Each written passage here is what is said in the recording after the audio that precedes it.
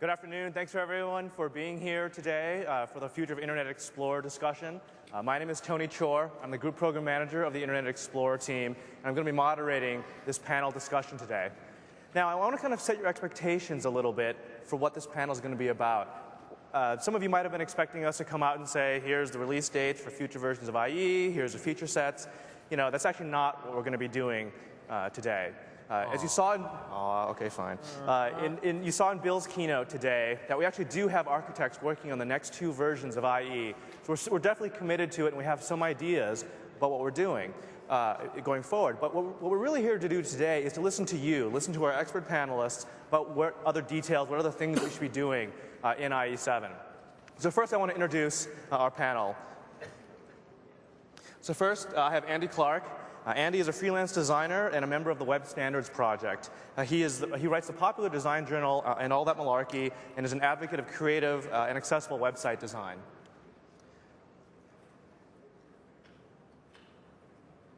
Next, a man who needs no introduction now, Dean Hakamowicz. That's despite what Bill said, it's Hakamowicz. Dean is a general manager of the Internet Explorer team and my boss. He's a 15-year veteran of Microsoft and an all-around great guy. Not just saying that because it's review time. Next we have Molly Holschlag, not a half schlag, but a whole schlag, as she describes it.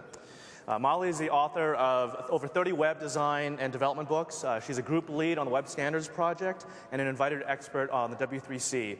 I also learned this afternoon that she prides herself in being a thorn in Chris Wilson's side. Next we have Eric Meyer. Eric is best known for his advocacy work on standards, and particularly around CSS. He's written a number of books and articles on CSS and has given many, many presentations on its use. Next we have Mike Rowan. Mike is the Director of Advanced Technologies at GeoTrust. He is a leader in who's one of the leaders in identity verification and validation. He's also part of the Office of the CTO at GeoTrust, where he participates in guiding the overall technology and vision of the company. And then finally, we have Chris Wilson. Chris has spent the last 10 years of his life working on the internet platform at Microsoft, and he's going to spend the next 10 years making up for it. Today, he's doing that by leading our efforts around how IE renders web content and how we keep our users secure. So with that, I want to get started. What's going to happen here is I'm going to invite Dean to give a little talk first, not an hour and a half like he did this morning. And then each of our panelists will give us their opinions on what we should do with IE, and then we're going to open up to the floor for questions. Okay, and with that, I'll turn it over to Dean. So I promise that this isn't going to be too long a monologue. I want to go in about 7 or 8 minutes, try to lay out a structure for a conversation that I think would be useful and helpful, even if Mark decides to yell in the middle of it. So I want to start with a list of the stuff that, of course, we're going to go do. Because I thought this was a no-brainer list, and as I talked with some people over the last few weeks, they said, no, that's not at all obvious to us. You should just go ahead and say it. So list of the stuff that I think, of course, we're going to do over the next couple of years in Internet Explorer. A, great standards platform. This is layout, script, just keep going down the list. A great standards platform. B, safety. And I say safety because it includes security as well as trust, as well as a whole bunch of other issues that really are part of an overall idea of safety.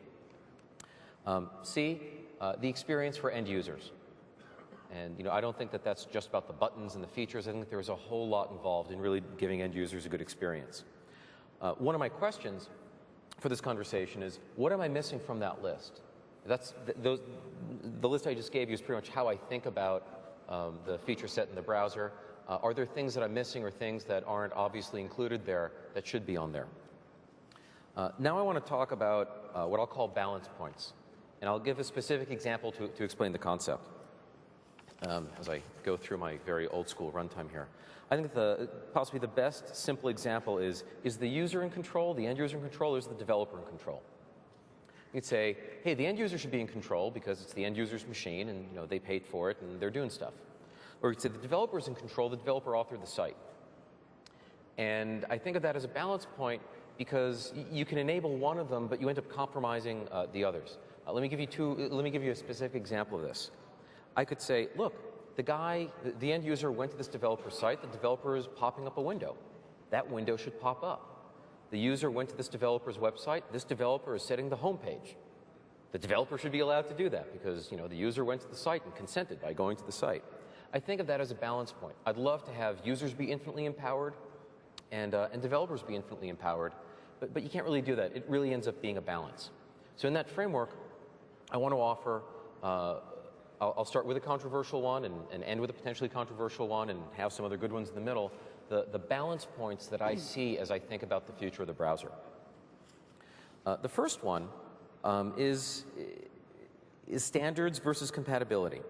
And I want to give a specific example. In February of 2004, we released a security update. Part of that security update was making our SSL implementation perfectly RFC compliant. Turns out that the act of doing that broke many sites. There were a bunch of e-commerce sites whose servers were configured in a particular way, and they were no longer capable of serving their customers. And we're screaming and trying to figure out how we possibly could have done this. So, we can make things more standards compliant, and then it ends up doing all sorts of bad things to compatibility. And I think of that as a balance point. How do we proceed? Right? It's not a do it or don't do it. It's a how do you do it or how do you balance doing it. That's the first one. The second one is compatibility versus security. Let me give specific examples. In IE7, we've deprecated a bunch of functionality. For example, scriptlets, which some of you might remember from an old version of IE. Chris, did you actually write that, like everything else we encountered? No, that one I'm not responsible. That was not yours? Okay, so scriptlets. Support for the Gopher protocol. SSL 1.0 support. There are a bunch of customers and IT houses that, when we talked about this and we blogged about it and we put up preliminary versions and we sought feedback from customers, screamed at the top of their lungs that this is a bad thing. So I look at this and go, I want to be more secure, and I also want to be compatible. That's not a do or don't do. That's a how do you balance it. Third, security versus the end user experience. Let me offer a very specific example from last night. I turned on my computer. I could have sworn that a hotel should have wireless. I didn't realize I should be looking for a cable. Nice person on the other end of the phone said, oh yeah, there's a cable. It's over here. You can find it. I put it into my browser. I figure I might as well stay on the phone with the support person. I just launched the browser, and you should just sign on here. I said, there's something wrong with your security certificate. And IE blocked, just as it did in the demo this morning. It says, hey, there's something wrong with the certificate. And the person goes, oh, that's just a security prompt. Click through. I kind of go like, no, I want to know what's wrong with your certificate. Like, where is it supposed to be? And this is not a conversation that this person really wanted to have. But I think about security and then an end user experience. How do we balance that intelligently? We have some principles in mind, but I don't want to lecture on them. I want to hear the feedback about it. Simplicity versus control. There are a lot of people who want to be able to completely reconfigure what their browser looks like. Right? I want the tabs over here, but the address bar over here, and this over there, and this other part over there. I totally get that. Then I get mail from people who are responsible for 30 or 40 or 50,000 end users saying, good God, if you provide that much flexibility, do you have any idea what my support issues are going to be as people wander around and mess with machines and other people go and try to use those machines? And now the last one, just to stay inside of my time boundaries. Frequency of updates. The chairman, as we sometimes refer to him as, made a great public commitment this morning that I don't think he really meant. I think it was more of a theoretical thing. And then it was great because somebody kind of asked a question about, so is it every 3 months or every, like how long do you, and I go, this is a fine question. What is a good frequency for updates to the browser? As you look across all these constituencies, right? And I think that there are people who'd love a daily build. Then there are people who would, be perfectly fine with 18 months. And there would probably be people who are going, oh my God, do you realize how many line of business applications I have? And you can go down that rant and say, I don't even want them at an 18-month pace. I'll go back and just hit the first and last one again for the studio audience. Standards versus compatibility, I think, will be particularly interesting. And I think frequency of updates will be particularly interesting in terms of hearing your feedback. And again, the goal is to guide a conversation, not to just go on at length. Okay, thanks, Dean. So at this point, I want to turn it over to Andy and hear what Andy has to say. I want to say, really, as a member of the Web Standards Project, I want to congratulate, really, first of all, the team in this whole kind of drive towards standards. But I think one of the things that we need to consider is the role of the professional web developer in all of this. And we've heard from Chris, I think, on several occasions now that we won't be able to run multiple versions of IE on the same machine. And I'd like to bring that up as an issue. And I'd like to even raise the consideration perhaps within Microsoft that there may be some kind of compensation or reductions in price for professional developers to run perhaps virtual PC, preferably perhaps a discount for Macintosh as well, so that we can all have cheaper Macintoshes. Just to be able to have that. Free Macs for everyone. Free Macs for everyone. You heard it here first. And the second thing really is about the fact that as developers we have to face every day the problem of multiple versions of IE running within client environments. Yeah. And going back right the way to horrible IE5 to less horrible 5.5. And I would very much like to see IE7 as a critical update to eliminate the number of legacy browsers out there in the market. Great. Thanks, Andy. Molly? Well, let's see. I have a bit to say. For those who know me, who don't know me, I'm the group lead for the Web Standards Project. And this year, past year, we've had a very interesting experience in the creation of the WASP Microsoft task force, which of course evolved. It's an interesting little story. It happened about a year ago, just a little over a year ago now, last week at South by Southwest Interactive. The Web Standards Project was having its yearly meeting. We usually meet in the hallways after hours there at the Austin Convention Center. The reason being is that more Web Standards Project members are there for the South by Southwest Interactive event than anywhere else face-to-face, because we are an international group. So we had a lot of members over the past few years, and that's where we'd hold our meeting. And during the meeting, Robert Scoble and Mark Canner walked over to the table and, in my mother wasp role, stung them rather viciously and told them to get the heck away while we were having our meeting, which of course led to Scoble doing what he does best, blogging about it, about having gotten stung by me. And of course, I've known Robert since before he had a blog, so I took it in the goodwill that it was meant, and we began to have a discussion, which opened up the relationship with Chris and a number of other individuals, including Dean and members of Dean's team, opened up a conversation that we began to have.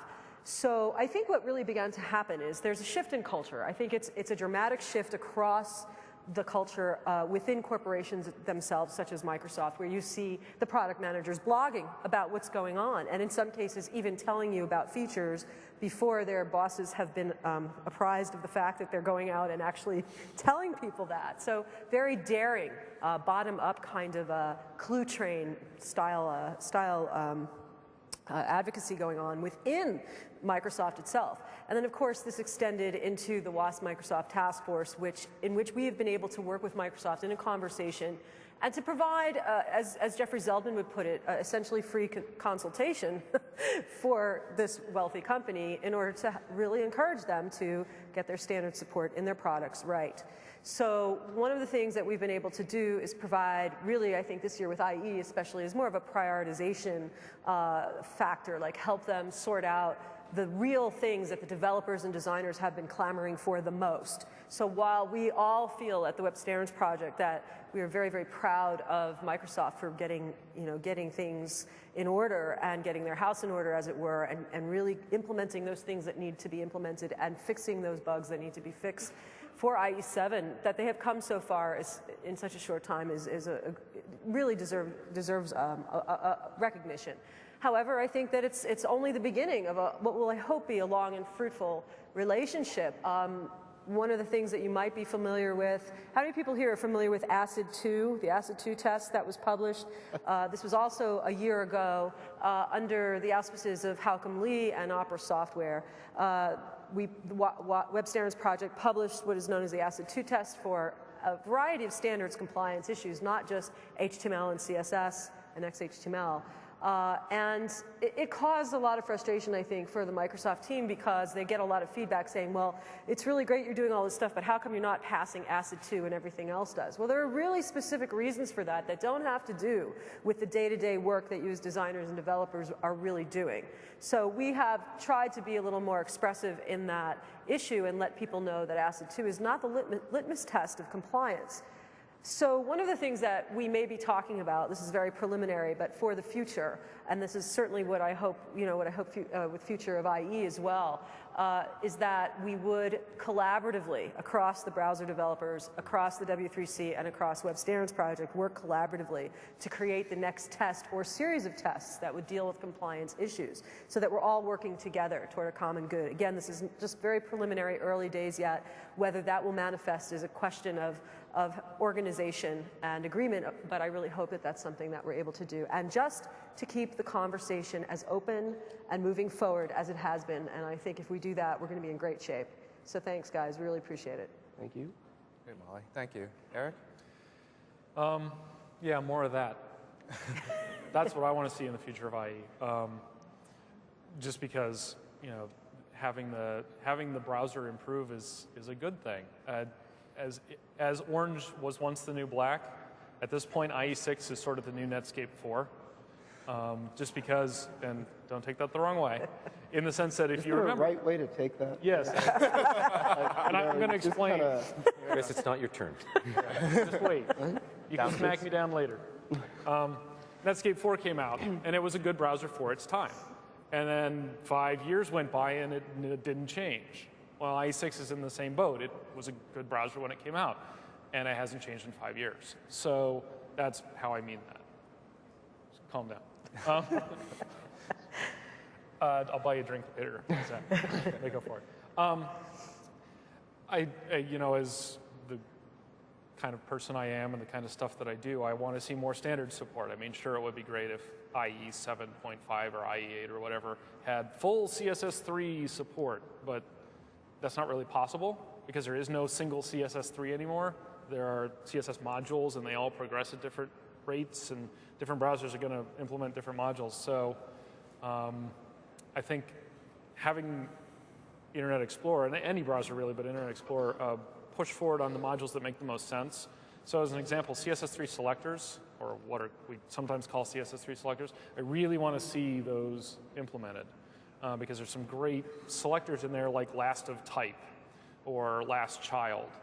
So a lot of the structural hacks that designers do in order to make things happen, like adding a class of first or last on their list items so that they can uniquely style the first or last list item in a list. You don't have to do that anymore with these selectors. Nobody has implemented all of CSS3 selectors yet, at least not that I'm aware. Nobody's done it publicly anyway, at least in the web browser space. So, I think it would be great if maybe not IE 7.0, but a future version of Internet Explorer was the first to do that.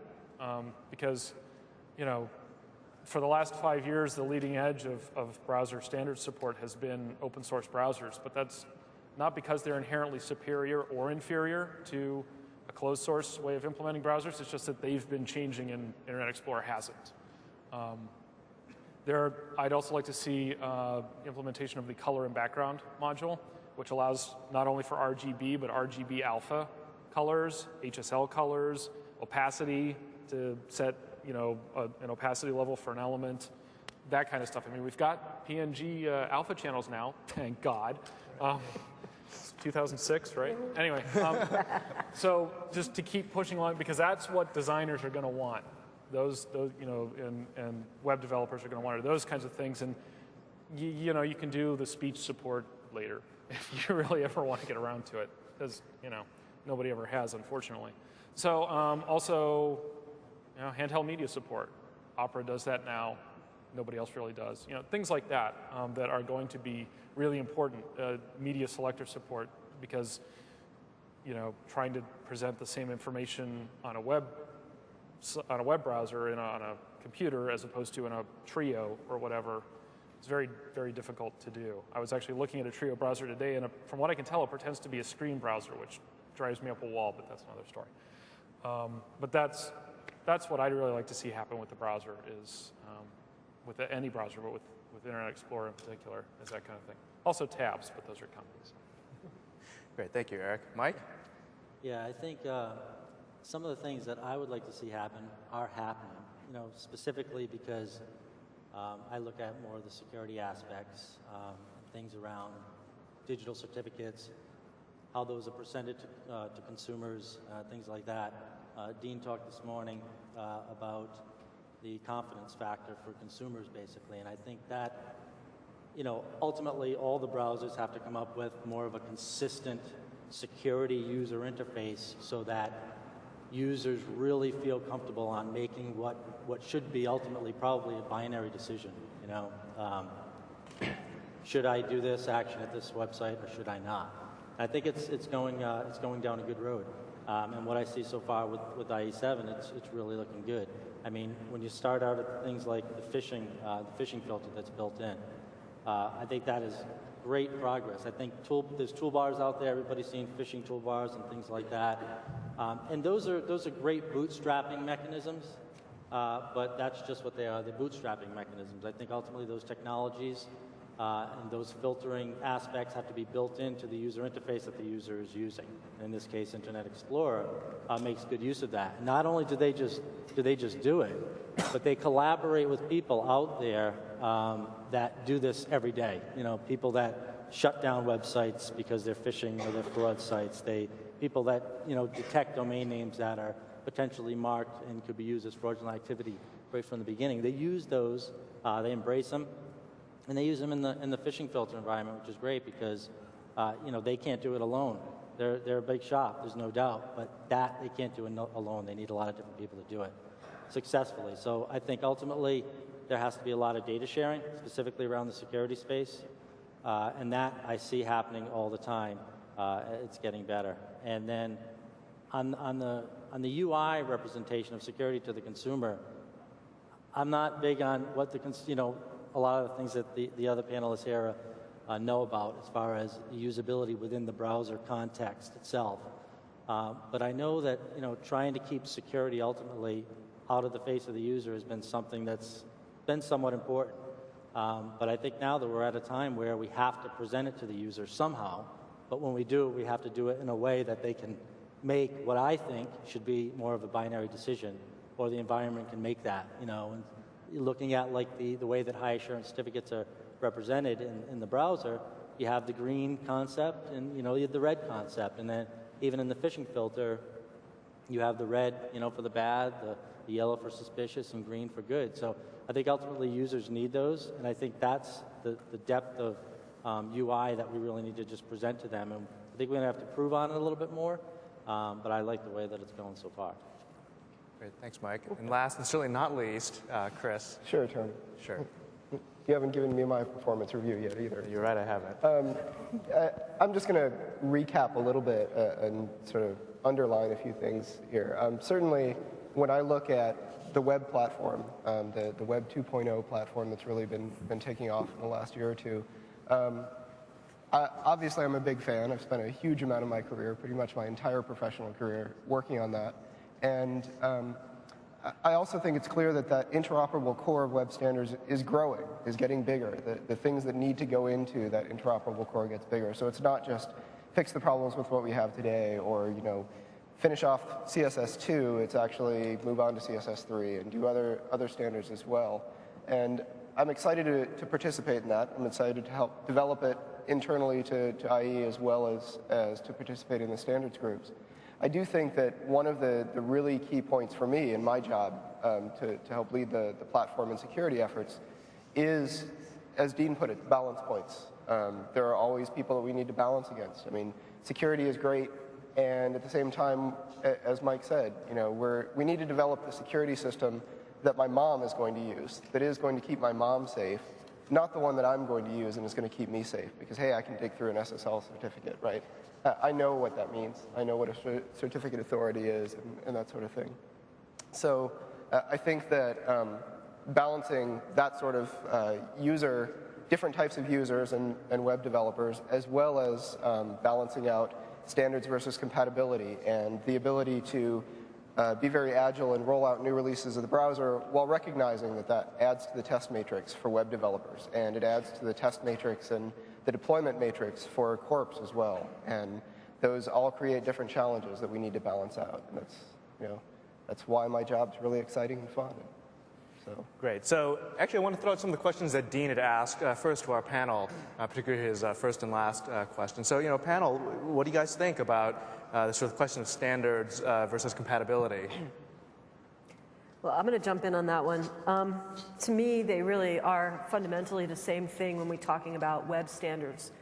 When we talk about the vision as held originally for the web, that was a fundamental piece of it, and it has been through browser wars and competitive edge, not just with Microsoft, but with all the players in the game, to have faster, better user features, things like that.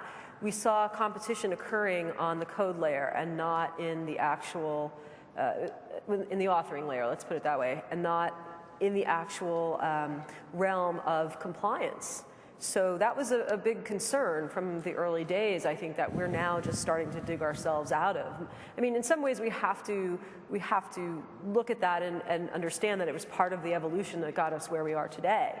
But now that we're here, we have to take a very strong look and go back to some of those fundamental beliefs, which is that, okay, a good metaphor perhaps might be, when you go to buy a car, right? If you go to buy an auto, you don't want to sacrifice, you don't want to think that for one moment you're sacrificing the safety of your family because different car manufacturers are adhering to their own version of what they believe should be implemented in terms of safety, right?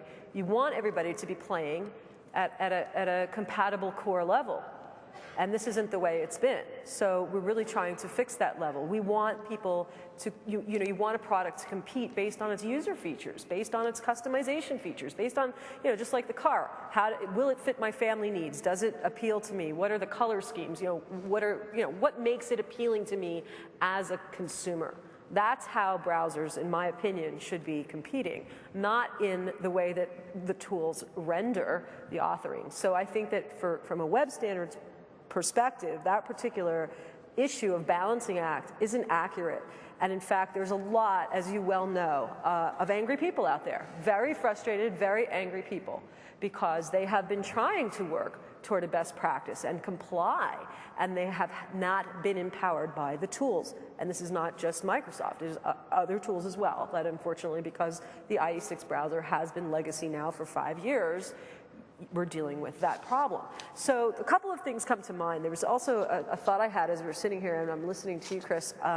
There might be an opportunity, and this is just a public pronunciation of what I'm thinking. There might be a great opportunity if we really are creating this conversation and we really are about helping people. One of the things that we might consider doing within the task force, or however we want to put it together, is creating, we were talking earlier about user tools, developer tools. One of the most, I think, useful things we can do right now is sort of have an IE7 fix your site kit.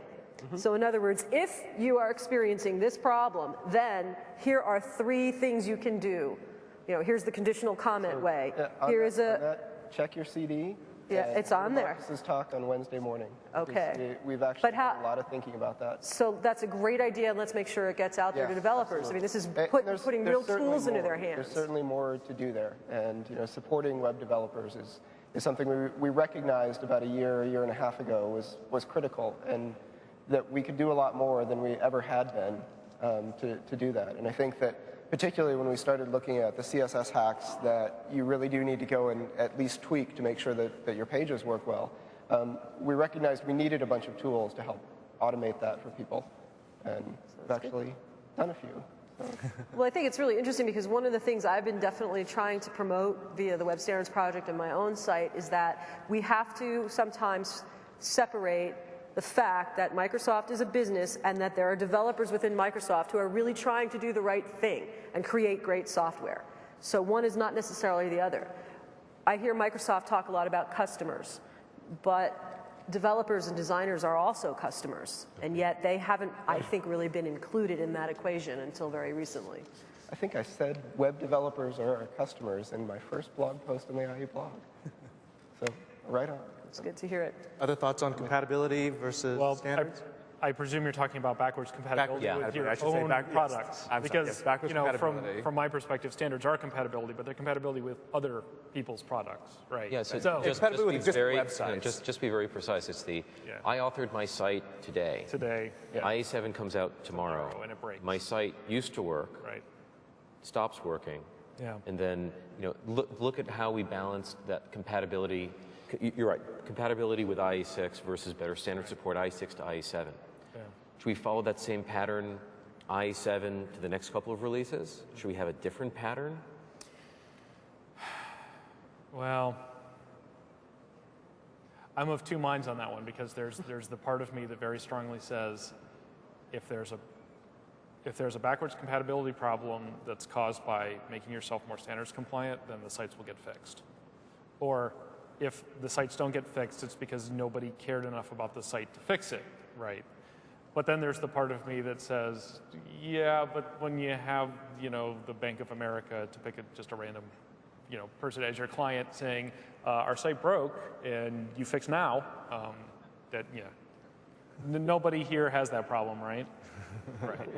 I think Sorry to interrupt, but I think it also depends on what we mean by breaking. I mean, if sites display slightly incorrectly between IE6 and IE7, or slightly differently, then is that a big deal? And at the end of the day, no web developer can really see into the future and be responsible for what Microsoft may do when they either bring out a new product or fix a bunch of bugs in an existing product. So really, it's also a market opportunity for developers to go back and fix all these other sites. So, Job security, right? The comments. You've been planting these for years, haven't you? in a less cynical way, I want to talk about the star hack for a moment. Yeah. To get very specific. Yeah. Every time, I go off and I do searches. I'm up. Is Tontek still here? I go off to Technorati and I'm, looking around for what people are posting. Just have to plug your firm for a while.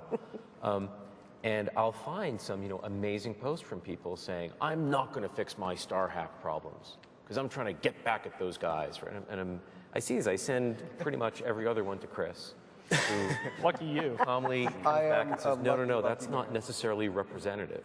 Yeah. And I think there's actually dissonance inside of the web dev community about, what should we do, how should we do it? Yes. And I know better than to expect anything to be unanimous. That's for sure. But dissonance is disconcerting to me. Well, it's also disconcerting to the web development community to see apparent dissonance within Microsoft, which we're used to thinking of as a great big mecha Godzilla that we could throw works things as at, one. Right? Yeah, and it would never affect them. It's the same way that the web community I think has to learn that Microsoft is not mecha Godzilla. It's a whole bunch of little units working together or not working together, as the case may be. We don't know. It's probably a good thing to realize that the web development community is also not a giant mecha wasp, coming to you, buzzing your way with the laser eyes and the things.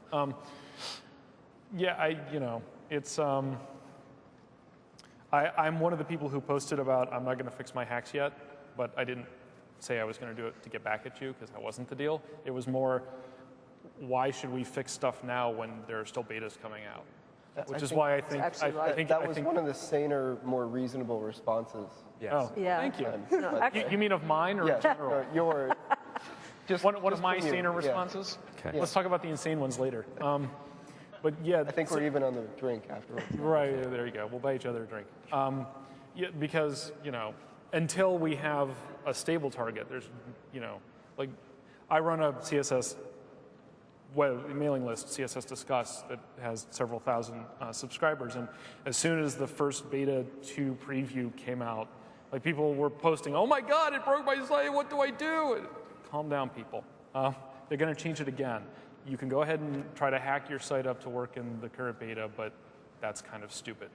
Right. I think I was nicer about it than that. So knowing, once we know that things are stable from a rendering point of view, then we'll start to worry about Yeah, What so, hacks? so to that point, the build that was announced today in Dean's keynote, the one that's up on the web, now is actually layout complete for IE. It's got the features that we're going to do in IE7. They're all in. We're not adding more. We're not cutting the ones that are there. That's the set. And frankly, that's what rendering engine's going out as, warts and all. So now, Eric, you can start fixing your site to work with IE7. We expect the final product to render sites the exact way that the build that we put up today will render. So that's not the one on the CD that It came is in the not kit? the one on the CD. Okay, so we need to download it from Yes, the go web. Microsoft.com/IE. We'll certainly continue to fix security issues, UI issues, crashers, lots of other bugs in the network, things like that. But in terms of the rendering component, we wanted to stabilize that now to give web devs time to get the sites in order for Beta 2 and for RTM. How much time are you giving us? Second half of this year.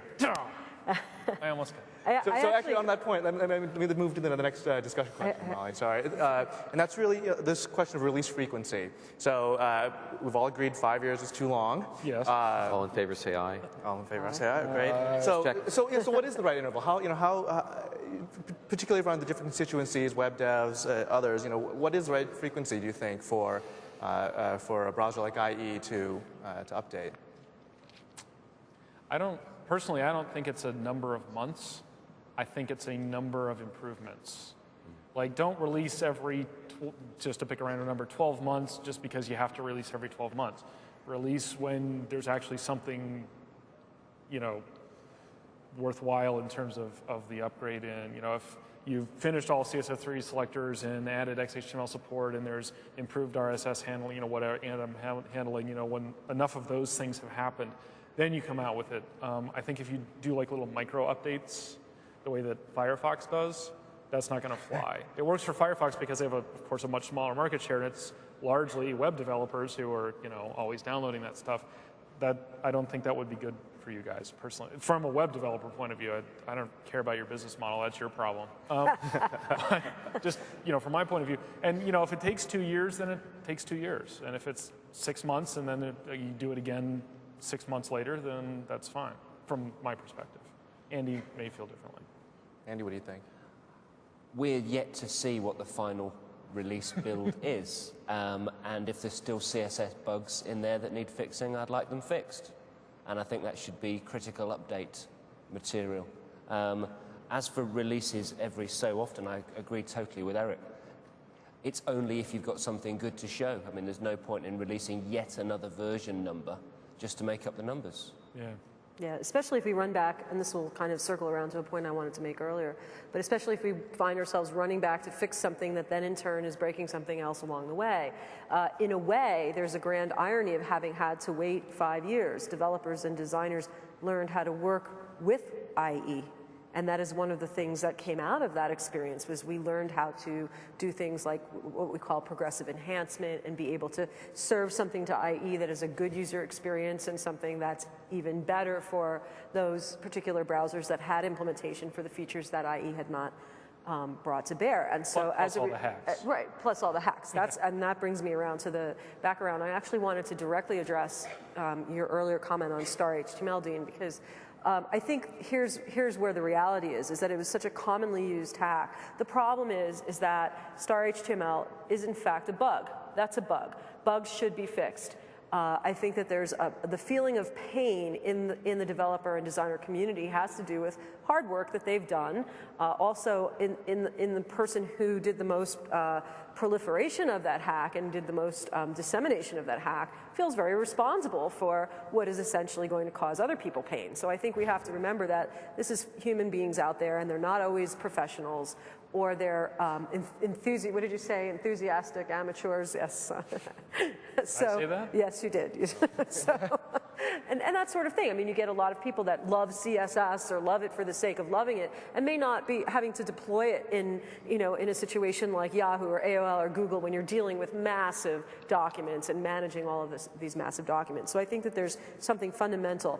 The bottom line communication, I think, that I would like to make as a person that is very, very involved in promoting web standards is that if you can fix a bug, fix a bug. The developers have to get with the program. The professionals have to understand that this is is going to be their job for the rest of their lives. Changes will occur in software. Changes will occur in the environment and the platform. That is what we've signed up for. Yeah. So we have to learn how to deal with that and manage that over the long term, or we're not really living up to true professionalism. Yeah. Great. So on this note now, I want to open up the forum now for questions. We've got 2 microphones back here, numbered 1 and 2, and I'll basically kind of call out folks. What I'd ask you to do when you ask your questions is go and introduce yourself, give me your name, the company or the organization you're with, and let me know if you are asking the question of an individual up here or the panel. So with that, I'll go start with the microphone number 1, please. My name is Chris Nepis. I work for Port 80 Software. We make tools to extend and enhance the other side of the equation, Microsoft IS web servers. And this question is really about, I guess, standards and compatibility, both now in IE7 and what you guys see coming in the future. One, there are a lot of known browser-side bugs that have to deal with compression, and I'm wondering if those have been addressed in IS7. And secondly, are you thinking about maybe perhaps in the future putting support for other compression algorithms beyond gzip and deflate into the browser, so we can get a lot of this Ajax code bloat taken care of, make a faster web, and get things done? Do you want to Sure, take that? I can take that. So for the first part of your question, we have actually fixed a number of bugs around compression and gzip. Without having a precise repro case, I'm not going to promise that we fixed the problem that you ran into, but there was a serious issue there that we've addressed. As far as new compression algorithms, I don't think we've spent a whole lot of time planning that out yet, but it's certainly on the list of things that we find interesting. Anything that can make the web faster. And one of the concerns we have there is that it is both sides of the equation that have to support it, and we want to be very open about that. His email address is chris.wilson. I think it was a heck of a good suggestion. You should send it to him. We're taking notes here. We are taking notes, and we will roll these back up. I would give you his email address, but he just forwards them all to me anyway. Great. Microphone number 2, please. Mike Parsons, Epicor Software. You know, all this talk about standards and stuff is great, and we all love to see standards. And like Molly said, you know, when we step in a car, we want that base level of safety and all that stuff to be there. But at the end of the day, a lot of us are in this business to make money. We're in companies to make money, and you know, we don't want all your guys' time spent on standard support at the risk of not doing any innovation. And we haven't seen any innovation, any real innovation in the browser from Microsoft for quite a while now. And even now with IE7, there's some good stuff in there for standard support and RSS and stuff. But you know, where's the real innovation and stuff as opposed to just working on standards and playing catch up to the other vendors? I think it was a question for you, Mom. No. I'll happily take it. I have some opinions, but given the amount of talking I've done, I'm going to defer to I'm moderating, so you should answer that. Okay, so it was the, hey, thanks for playing catch-up. I want to make sure I'm respecting your question. Thanks for playing catch-up. Thanks for improving the standard support. This RSS thing is kind of interesting, but dude, where's my browser innovation? Yes. Okay. You know, I completely respect that you wanted to see more in the product. If I think about the flat-out browser innovation, I'll give you my off-the-cuff set of thoughts about what I think is good, and if it doesn't pass your bar, then I'm sorry, and I'm happy to sit down with you later with a pen and paper and actually figure out what does constitute browser innovation for you. You know, having a search box onto itself is not innovation. Working with A9 to make open search, I think open search is going to become pervasive. In fact, the work to make open search 1.1 happen above and beyond 1.0 so that search results can come back as RSS, I think is quite interesting. I think we did a bunch of work around the activities associated with tabs. Hey, I like tabs and all, but there's all this extra stuff that I need to do with tabs that I find just works better for me in IE7. I don't think we're done yet for what it's worth. The last bit in IE7 is I respect from your point of view this RSS thing is something different and something foreign. Is Sean Lindersay still here? Or how do you Yep. Sean is right over here. You should talk with Sean. I really do believe in this idea of browse, search, subscribe. I really believe that in the beginning we had blue underlined text and thought it was really cool. I think that we moved on to search, and it was great because instead of having to go and corral all my blue underlined text on my own, I could issue a search and it helped cut out some of my browse time. So I could, I still spent even more time browsing because I had more blue underlined text to look at, but there was a good collaboration. And I really believe that RSS has a lot of the future of browsing in it. It might seem foreign right now, but I think there's a lot of goodness there. The first activity that I found really changed for me when I was running IE7 is it was great to have tabs. I found my main activity was flipping back and forth between tabs to see if anything had changed. And with RSS, I don't really do that anymore. I think about how I consume sites now, and I find that one-page view is a lot better for me in the browser as I go back and go, wow, has anything happened on Slashdot? Has anything happened on Slashdot? Or, has anything new happened here? Because it's easier for me to tell when a site has changed and just look at those notifications. I'll be around after this. I'm happy to hear what you think would constitute browser innovation. Clearly, I have my own list as I've been, pushing these guys to work on the next 2 releases as these guys try to finish the current release. Yeah, I did have 2 things I wanted to add to that. One, I would say, although it's not quite the same kind of browser innovation, I got to give props to my security team too and say we have done some really innovative things around security, particularly with protected mode. The idea of kind of sandboxing the browser process is a really important one, I think. And secondly, I do actually think you'll see a lot more sort of browser platform innovation in the future. I think you'll see that start to take off. Thanks. Great. Thank you. Microphone 1, please. Hi, I'm Mike Simon from CTI Group, and this is really more from a user perspective and RSS. I noticed that RSS uses a run DLL to access the internet, and I was wondering if you guys were planning to change that because it seems really insecure or non-secure for run DLL just to have access to the internet whenever it wants. I'm going to invite Sean Lindersay to... That's right. He just yelled up from down there that it's fixed. Oh, fantastic. There you go. Okay, great. Thank you. Microphone 2, please. Hello. My name is Mark. You talked about a floor and a ceiling. Yeah. And the whole discussion has been about the floor. So what I'm confused about is where WPF comes in. Is that part of the browser? Chris used to work on the WPF team. And I'm going to trust him because he worked on IE and then WPF and then back on IE. So that's something different?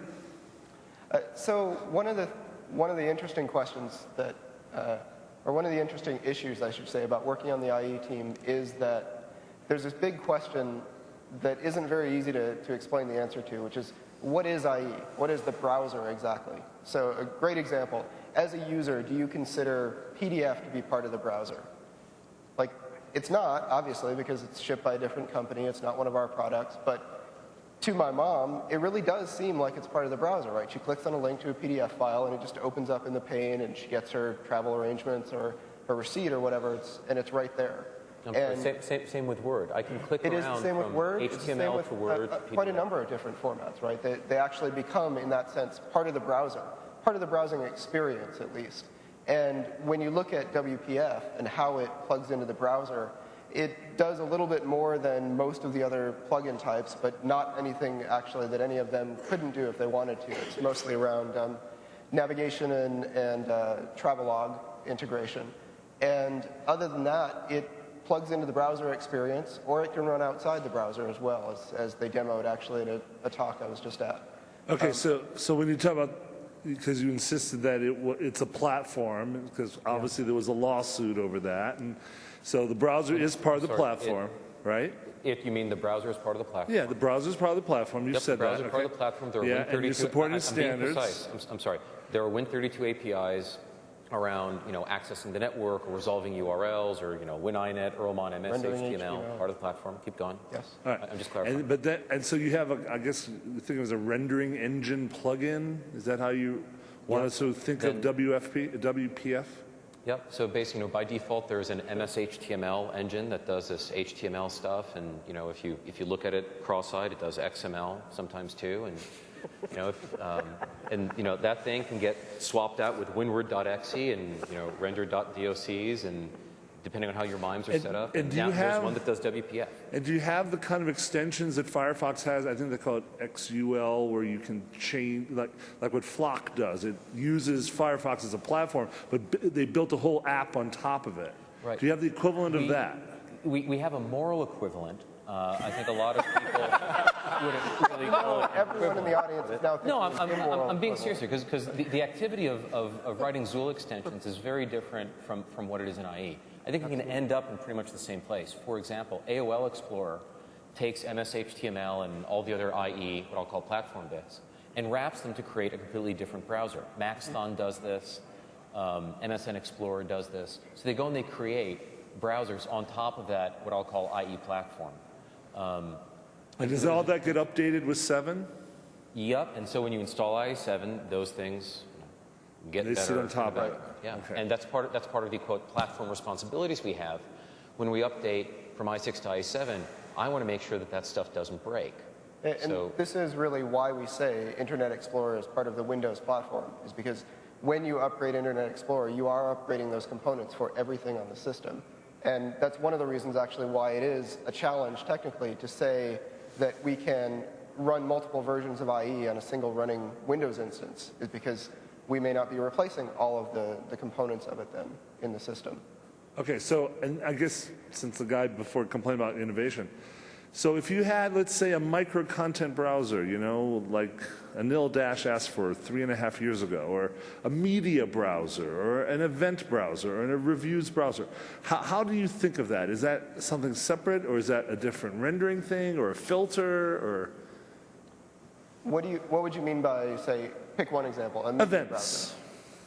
Event browser. A browser that you use to look at. Understood a set of HCal and events on a list? iCal, and it went and browsed webs, and then when it saw things that were content, put it into a calendar form, and allowed you to share it with Outlook, and did events. Interesting. So I guess for that example, I would consider you're probably building on top of the HTML components that are already in IE and wrapping services that look into the HTML components and get the HCal and VCal. Okay. And Thank you, Mark. I'm going to move on to I'm microphone sorry. number I one. was I'm happy to talk to you afterwards. Yeah, great to have a conversation. Mark, microphone number one, please. Jim Kirchhoff, DataWare, Flint, Michigan. We have developed a pharmacy application that runs entirely in Internet Explorer, strategically to reduce our support costs, trying to achieve a zero cost of support as much as possible. That way we can maintain the majority of our focus on developing additions and improving our product. When Windows XP Service Pack 2 came out, there were some features on the browser that were added for blocking of pop-ups, for example, and ActiveX controls, that sort of thing. And Dean, you had mentioned before that where do you draw the line? Do you want to empower the user? Do you want to empower the developer? Which of the two gets to decide what the browser is going to do? I tend to believe, I think I'm more in your corner, where the user should be able to customize and have the browser the way they want it.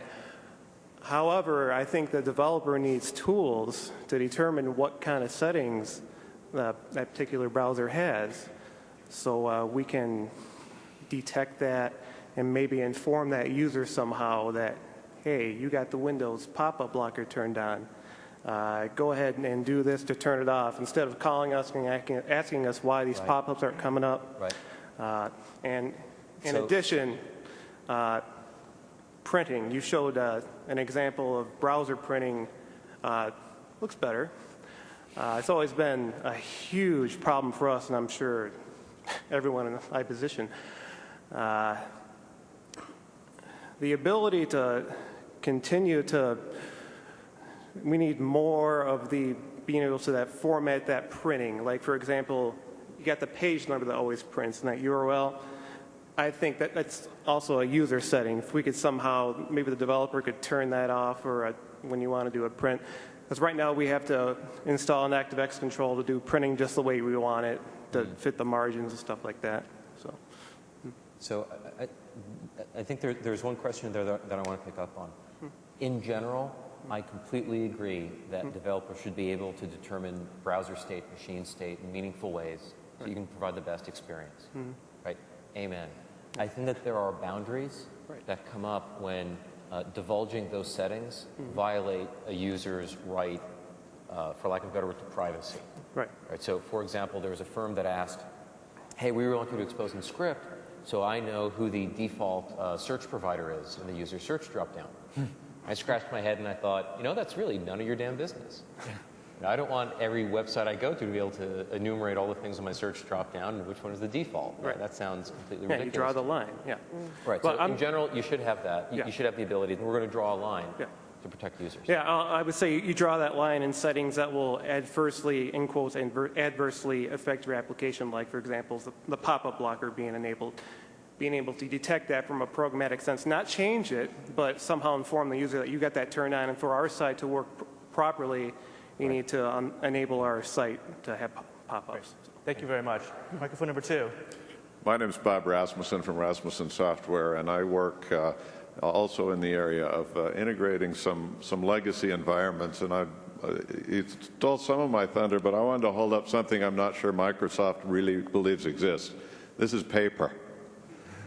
It has a printout on it that's a report from a legacy application. It's a 132-column report.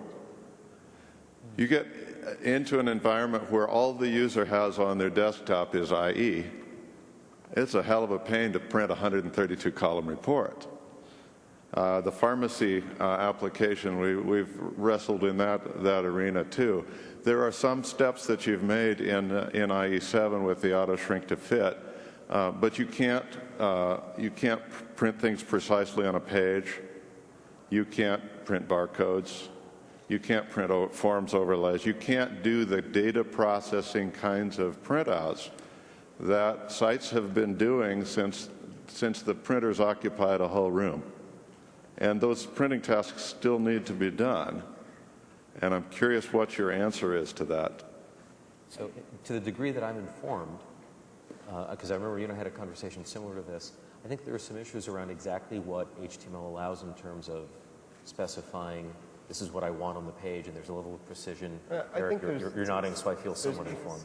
I'm going to defer to you too. There's certainly plenty of room for innovation there too. I would say actually with printing, as with standards, I don't think we're done at this point. I think there's a lot more to do. Your very wide column or very large number of column printout is a great example. We don't do horizontal overflow printing at all. I mean, we don't do horizontal pagination at all. It's really hard to get right in an uncontrolled environment like HTML, where it might be a table that you actually can obviously pick a column boundary and paginate. It might be something that doesn't have that column boundary at all. But there's certainly a lot of work we need to do and a lot of investigation we need to do to come up with something. Eric, was there anything you wanted to add around HTML and printing? No, it's really hard. I mean, that is the summary, right? It's really hard. As hard as it is to implement an XHTML and CSS browser for the screen, it's probably, well, it's at least multiples harder to do for print. Although I do have a quick question for you. Because you have these wide reports, would printing in landscape at least go part way towards solving your problem? So you print, Well, on the one hand, I'm trying to get you guys to address the problem. On the other hand, we're offering solutions here. So I just want to make sure that you know that I'm talking out of both sides of my mouth. But our approach has been to auto-fit by scaling text independently in the horizontal and vertical directions, which is possible with TrueType text. Right. And we have an alternative solution, which is to go to landscape. That doesn't solve all of the problem. That only solves some of the problem. Now, that's for line-oriented pre-text in HTML. But frankly, there's a lot of printing requirements that are not addressed by HTML. Right, or CSS. Or CSS. Printing in CSS is fairly underspecified. Right. Yeah, you got pagination issues. You got... yeah, I'm sorry, this is the question I want to ask. You said, look, it's hard. Yeah. There is hard specified, hard unspecified, dragons be there. Right. And if that's an opportunity to go and actually create specifications. I say you guys go for it. Where is that on your priority list when you look at CSS3? How important is printing in CSS3 today? To me, it's not very important, but I don't work in that space. I don't work with clients who need to do a lot of printouts. If I were a web app, if I were migrating a pharmacy system or an inventory system to the web, then it would be a huge priority. And I think in advance the web and make it significantly more useful than it is now, I think it is very important. Okay. And I think if Microsoft or Microsoft and other vendors, whoever, were to get behind a push to advance the CSS printing module and put a lot of effort there, I think that would be effort well expended, as opposed to, the some other module. I don't want to call anything as being less worthy, but. Okay, thank you. Thanks. Microphone 1, please. Hi, I'm Phil Hack with Velocity, and my question is concerning around, we see this big movement to consolidate around standards, existing standards that are already out there, and I think that's a great thing, and I'm kind of jumping the gun by asking this question, but do you see in the future some movement towards actually building upon the standard and innovating the standard itself? Specifically HTML. If you look at the number of controls you have on HTML, you've got a text box, radio button list, and so on. I'm sure you guys and I've probably implemented 100 different ways of implementing a tree control, but these are native controls in the operating system or a combo box, and it'd be nice to see a collaborative advancement of these things. Like the one gentleman was talking about contacts or event information. I see, for example, microformats being a way to do that, and I'm wondering if also for the IE team, if you see that as being on your roadmap for supporting microformats, as well as collaborating with Firefox and these other guys about building the standards groups and evolving the HTML standard. So I think there were two questions there. One of them was around evolving the HTML standard, and one of them is more around microformats and supporting microformats and contacts, like pointing at me. Yeah, I cheated. I'm sorry. But no, that's all right. I think with the HTML working group, certainly we're interested in furthering the standard there. I think obvious example that you mentioned, the fact that there's no combo box in HTML, that seems pretty broken. There are a number of other things. Where do you draw the line? You can easily end up with hundreds of controls if you just start creating more and more complex ones. We have been talking with not only the W3C, but the other browser vendors about how to do that. That sort of standardization area got a little muddled over the last couple of years, and trying to help sort that out at this point. So I am kind of hopeful. Have you been talking to the what? The what? What WG? I have been talking to people on the what working group, to the other browser vendors there, and the HTML working group people too. On the other question about microformats, one of the great things about microformats is we don't actually have to do a lot to support them because they fit into the existing infrastructure. And that's one of the handy things. It means that Ray can go off and do his neat clipboard stuff, and it all works really well. I think that we're still uncovering what we can do to move that along, and what would help make microformats be a great thing in the future, if there is even anything that needs to be in the infrastructure for them. Probably a plugin model that is easy to program against. That's why you see a proliferation in Firefox of plugins, but you see very few in IE in comparison. At least on the outset. Yeah, thank you. Microphone 2, please. My name is André Den Haan. I work for Siegel Software. And my question is regarding ActiveX. ActiveX controls provide a really nifty mechanism to seamlessly augment and supplement browser functionality. At the same time, I can see how they can be a hot potato from a security point of view, as well as from a standards perspective. And I'm just wondering, where are you taking it? Is it here to stay? Are you going to shoot it? Are you going to replace it with something else? That's my question. I think that ActiveX is one of the most maligned and poorly understood technologies I've ever been associated with. And both those attributes are pretty big. Maligned, I respect, and misunderstood, I think, is the most painful one. ActiveX controls are an amazingly powerful way to tap into the power of the rich client. I think, to use the other phrase that seemed to spawn giggles, every browser has its moral equivalent of ActiveX controls. That's how you have rich client experiences, be it QuickTime, Flash, list your favorite rich client experience. ActiveX controls, candidly, it's just a COM object, a Win32 COM object that supports certain interfaces so that a web page can refer to it in the browser. And they're not going away because they're amazingly powerful, and it's a really good way to solve certain problems. We have been doing a lot of work in order to make sure that that power poses as little risk as possible to the end user. So I think the short version is they're here. They're powerful. We're going to do our best to make them secure and keep users in control of them. And one of Chris's many to-do items includes what's the right extensibility model inside the web page and as well as in the Chrome. In the meantime, your ActiveX controls, this goes back to the compatibility point, right? ActiveX controls, well, they worked yesterday. I just got a new browser. Do they work today? Users expect them to work. To me, this also goes into the security thing. I want the good ActiveX controls to work, but I want you to break any security vulnerabilities, across versions. So be compatible with the good ones, but break the security vulnerabilities. That's how I think about the ActiveX problem. It's a fun problem. Okay, thank you. Microphone number 1, please. I wonder if you can give us a better answer on Andy's question, which is a side-by-side Internet Explorer. The only answer we've had so far is either no or use virtual machines, which is kind of like saying get several houses to test different paints. Here's the really short version of the side-by-side. This goes to some of what Mr. Cantor was asking about the word platform. So there's a version of some Win32 program, call it AOL Explorer, Messenger, somebody, and they go through and they try to call WinINet. And there's one, basically they're only looking for one. They only want one of them there are WinINets. And saying that there's only one GDI. And this program goes through and says, I'd like WinINet. And there are 6 of them there.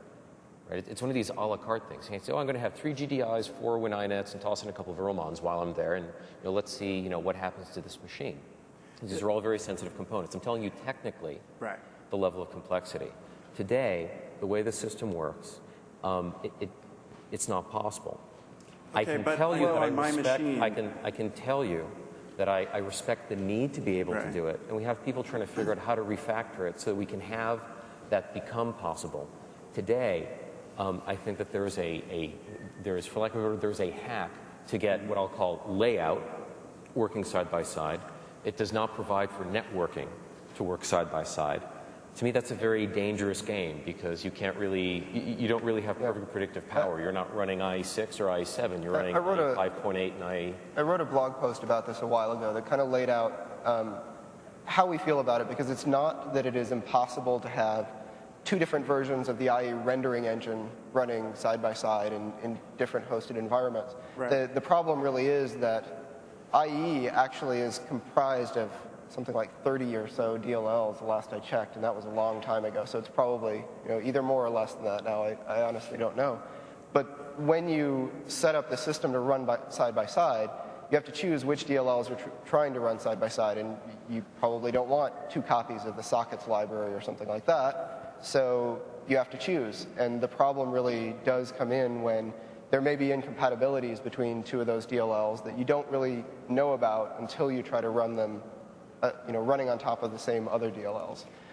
Now, we do seriously recognize that this is a big problem for web developers, that they do need to be able to test side by side. We have been trying to figure out what we can do to make the problem easier. I don't think there's ever going to be a silver bullet solution that really just says, you know what, they just totally run side by side, there's no difference between the 2 at all. Between that and just a user that only has that version installed on their machine. That's why actually I said virtual PC is the best way to completely do that, because you have the right version of the networking library, you have the right version of the rendering library, because that's the only one in that virtual system. It's not the only way actually to run them side by side on the same machine. In fact, people on the net can easily search, and I think my blog post actually even pointed to a few places that tell you how to do this. Right. Look, and I'll go back to Andy's point. Right? Andy's point was hey, go subsidize VPC so that we can go do it. I think it's a hell of a good suggestion. So Andy was going to comment now? Well, I mean, I was going to return on that. In fact, what Dean's just said. I mean, when Apple switching to Intel, there was a subsidized developers kit for platform for program application writers switching to Intel chips. I think that's exactly what Microsoft should be doing on this level. Yeah, I think it's a great suggestion. It's one that I'm taking to heart with these two guys. Great. So we're going to take one more question over here on microphone 2, and then we're going to wrap things up. Thank you. I'm Bernard Farrell from Kronos. In terms of extra suggestions, I was at the Ajax conference last week in New York, and I see a lot of work happening in the push-pull space in Ajax, and some of it is using funky flash controls to enable it. And so what I'm wondering is, it's been 5 years since we got an IE update. I think it's been more than 5 since we got an HTTP update.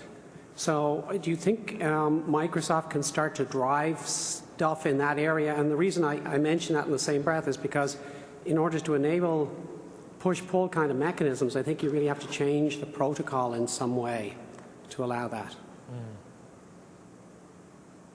When you mean push a new version of HTTP, do you mean the underlying, the underlying networking library, or do you mean XML HTTP library?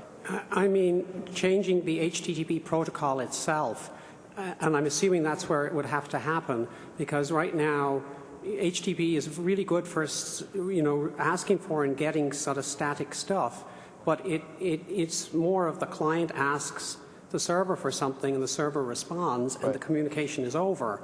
And what we're seeing with the push-pull space is, RSS is kind of a pull mechanism.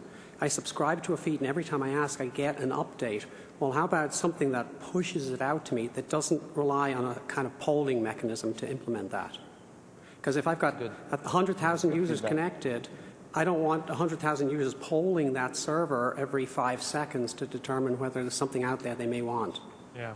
I think it's a fine suggestion. Yeah. Yeah, I'd love to have pushed an HTTP myself, so, for other reasons.